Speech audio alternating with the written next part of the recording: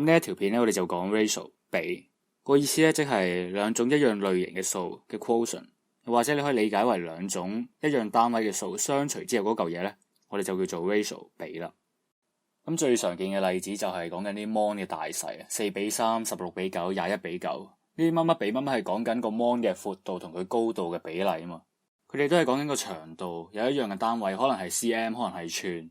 咁 rate 同埋 ratio 嘅分別咧，就係 rate 我哋通常都係攞嚟形容一啲變化，咁就例如速率咁樣 distance over time， 距離除時間，就係講緊距離同埋時間嘅相對變化啊嘛。咁就例如每一秒行咗3米咁樣。至於 ratio 咧，就係睇緊兩個同類型嘅數嘅相對大細。咁例如16:9咁樣，咁個 mon 嘅闊度係16 cm 嘅話，高度咪9 cm 咯。個 mon 闊度係32 cm 嘅，高咪就係18 cm 咯。睇緊嘅係個相對大細。咁佢寫 ratio 嘅時候咧，我哋通常都會攞一個冒號嘅。咁就例如16:9嘅話咧，咁16就寫喺左邊，9就寫喺右邊，咁就代表16:9啦。咁頭先講過啦 ，ratio 係一個 quotient 雙嚟噶嘛，咁所以所謂嘅16:9咧，其實都可以寫成為一個分數嘅，咁就係等於16/9啦。咁既然一個 ratio 係可以寫成為分數嘅話咧，咁即係話 ratio 自己都可以做啲類似弱簡嘅工序啦。咁我哋就睇幾個例子啦。咁例如4:6，你將佢化到最簡咧，係應該寫成為2:3嘅。咁個情況就好似分數咁啦。咁就例如4/6，你將佢弱簡之後，咪等於2/3咯。咁所以其實個情況就類似弱簡啦。如此類推，0.2比0.25咧，就可以化簡做4:5啦。咁就因為0.2比0.25咧，咁即係0.2/0.25啦。咁就即係20/25。咁弱簡之後咧，就會等於4/5啦。咁所以係同一種 ratio 咧，都可以有好多種唔同嘅寫法嘅。咁就例如4:6，亦都可以寫做10:15。佢哋兩個係同一樣嘢嚟嘅啫，因為化簡之後咧都係2:3。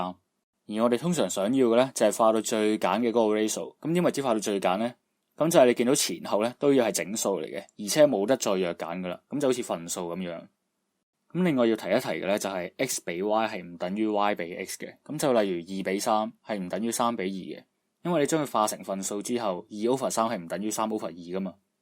咁簡單嘅介紹咧就係咁多啦。咁繼續講落去之前咧，就睇一條簡單嘅例子先啦。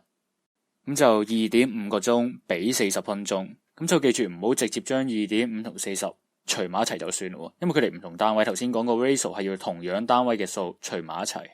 於是你第一樣要做嘅咧，就係要將啲單位轉翻做一樣嘅先啦。例如而家就將小時轉翻做分鐘，又或者你中意嘅，你可以將呢個40分鐘轉翻做小時嘅，咁就變咗而家150分鐘比40分鐘啦。咁弱簡之後咧就會等於15:4啦。咁記住係冇單位嘅，個分鐘咧就好似弱簡咗咁樣噶啦。咁頭先講嘅 ratio 全部都係兩個數嘅 ratio 啦。咁其實 ratio 咧係可以兩個數以上嘅 ratio 嘅。咁例如2:3:4咧就係一個3個數組成嘅 ratio 啦。咁咩時候會有啲咁嘅情況咧？咁就例如可能你煮嘢食某一樣嘢嘅食材，咁可能油鹽糖嘅分量，我隨口噏啦，就係2:3:4咁樣啦。咁兩個數以上嘅 ratio 咧，其實都有得化簡嘅，不過就複雜少少。咁就例如呢一個啦，0.2比0.75比1.25。咁喺啱啱開始你仲未係好熟嘅時候咧，最好就將佢哋變晒做整數先。咁就例如我而家將呢三個數全部都乘100，0.2變20，0.75變75，1.25咧就變125。咁跟住要做咧就係睇呢三個數有冇 common factor 公因數，就好似份數做弱簡咁，你都係揾 common factor。咁就例如呢三個數而家好明顯啦，佢哋嘅公因數就係5。咁跟住就好似做弱簡咯，5乘幾多係20啊？係4。5乘15咧就75，5乘25咧就125。咁跟住下一步就可以寫成為4比15比25啦。咁然後睇下佢哋仲有冇 common factor 公因數，有嘅話咧咁就繼續弱落去。咁不過今次咧就冇啦，咁所以呢個就係最後答案，就化到最簡噶啦。又或者你唔想做咁多次弱簡嘅話咧，就一開始直接揾呢三個數嘅最大公因數 HCF， 咁就做一次弱簡就夠啦。咁啱呢一題咧，呢三個數 HCF 咧就係5啦。好啦，咁跟住就到呢一題啦，三個份數嘅 ratio 又係將佢化簡。咁其實同上面咧都有少少類似嘅。咁首先呢個做法咧，可以將每一個份數咧都乘2乘3乘4。呢個2、3、4其實就係嚟自呢三個數嘅分母啫。咁做嘅原因咧係想將三個數都變晒做整數。咁就例如呢度1/2啦，咁呢個2咪弱走咗，剩翻3乘4咯。1/3， 3弱走咗，剩翻2乘4。4弱走咗，剩翻2乘3。於是咧就可以寫成為12比8比6啦。咁但係未完喎，因為你見到呢三個數都可以再化簡噶嘛，佢哋都係一個公因數2。咁2乘6係12啦，2乘4係8，2乘3係6。咁6:4:3就冇得再化簡啦，於是個最後答案呢就會係6:4:3啦。而如果你唔想再做多步呢啲化簡嘅工序呢，你可以開始乘嘅時候呢，唔乘2乘3乘4嘅，直接乘呢3個數2、3、4嘅 LCM 最小公倍數。咁例如呢一題咁樣，2、3、4嘅 LCM 呢就係12啦。咁於是你3個數都乘12嘅話呢，1/2乘12就係6，1/3乘12呢就係4，1/4乘12呢就係3，所以可以直接揾到個答案嘅。好啦，繼續啦，咁都係講3個數嘅 ratio 嘅。咁就假設你而家知道 x 比 y 係幾多 ，y 比 z 係幾多，咁你有冇可能揾到 x 比 y 比 z 係幾多呢？咁或者俾啲數字你啦，咁 x 比 y 就係2:3，y 比 z 就係4:7，咁 x 比 y 比 z 係幾多呢？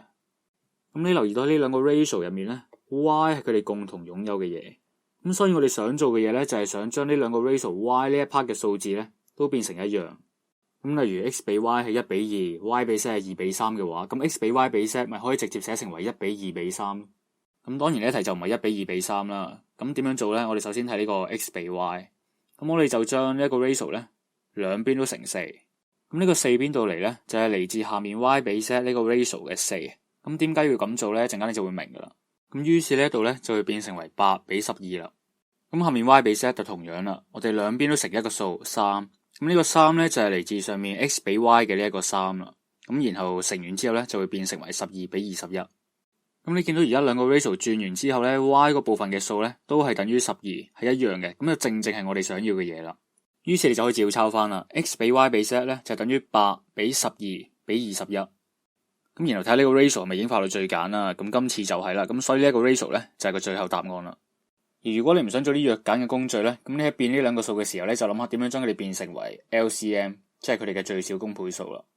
咁啱呢一題呢兩個數嘅 LCM 最小公倍數呢，就等於3乘4或者4乘3即係12啦。咁所以呢度就唔使弱簡啦。咁就順帶一提啦。咁如果你知道3個數嘅 ratio 呢，你可以求其拎一 pair 數出嚟揾佢哋嘅 ratio 嘅。咁就例如 x 同 z 咁樣啦。咁只要抽翻啲數，咁所以 x 比 z 呢就等於8:21啦。咁然後睇下仲有冇得化簡啦。咁呢一題就冇啦。好，咁要講嘅就講晒，咁跟住就係例子時間。咁我就準備咗3個例子嘅，咁因為我覺得呢一個 topic 都幾重要。咁第一條就係咁嘅，而家有條方程5除 x 就等於11除 y， 咁我就想揾啦 x 比 y 係幾多呢？咁所謂 x 比 y 其實即係等於 x 除 y， 咁只要你喺呢條 equation 揾到 x 除 y 係幾多嘅話呢，咁你就揾到個答案啦。咁好簡單啫，你將呢個 x 乘過嚟，11又除翻過嚟，咁所以 x 除 y 呢就等於5/11啦。咁換句話講 x 比 y 呢就等於5:11啦。咁呢條就好簡單啦，咁就整條難少少嘅。咁條題目呢就係 x 減2比 x 加8呢就等於1:3，就想你揾翻 x 係幾多啦。咁其實你要做嘅呢就係將呢一條變成一條咁樣嘅方程，然後 solve 咗佢啦。咁希望呢條方程難唔到你啦。咁就交叉相乘，咁3就乘 x 減2，1就乘 x 加8，咁即係變成咁樣啦。咁跟住左邊就拆一拆括弧，變成 3x 減6。咁然後呢個 x 又調過嚟，6又調過去，咁就變成 2x 等於14啦。咁所以 x 呢就等於7啦。咁所以呢題目你只要識得將呢一個呢變成一條方程嘅話呢，咁剩翻低嘅都好簡單嘅啫。好啦，咁跟住就去到最後一題啦。咁個例子就係咁嘅，假設而家分身家啦，3個仔叫做 A、B、C 啦。咁 A 同 B 分嘅比例呢就係1:2.5，B 同 C 呢就係1/3:6/5。咁而家就想知啦 ，A 比 B 比 C 係幾多呢？咁我首先將兩個 ratio 都化簡先啦。咁 1:5:2.5 呢，即係15:25啦。咁若簡咗之後呢，就等於3:5啦。咁至於下面呢，我就兩個數都乘6，將佢變成為整數。咁1/3乘6就係2啦，5/6乘6呢就係5啦。咁下一步呢，就係將呢兩個 ratio common 嘅部分呢都變成一樣嘅數啦。咁而家 common 嘅部分就係 B 啦。咁所以我哋就要將5同2都變成一樣嘅數啦。咁5同2嘅最小公倍數就係10啦。咁所以上面要將佢變成10嘅話呢，就係乘2。下面呢就係乘5，咁所以3乘2係6啦，5乘2係10，2乘5係10，5乘5就係25啦。咁 A 比 B 比 C 咧就照抄翻啦，等於6比10比25啦。咁呢個數已經化到最簡啦，所以就係個最後答案。咁跟住就問多一條細題啦。咁頭先講過要分身家啦，咁個金額呢就係41萬啦。咁如果根據頭先嘅比例呢，咁 B 應該要分到幾多錢呢？咁正話我哋就計到 A 比 B 比 C 呢，就係等於6比10比25。咁你可以咁樣理解嘅，41萬身家，咁就將佢分為6加10加25，即係41份。咁其中嘅10份呢，就會屬於 B 噶啦。咁所以個答案呢，就係41萬乘呢一個份數啦。分母就係呢3個數加埋，分子呢，就係 B 應該擁有嘅嗰個比例。咁即係 B 咧就擁有41份入面嘅10份啦。咁答案咧就係10萬啦。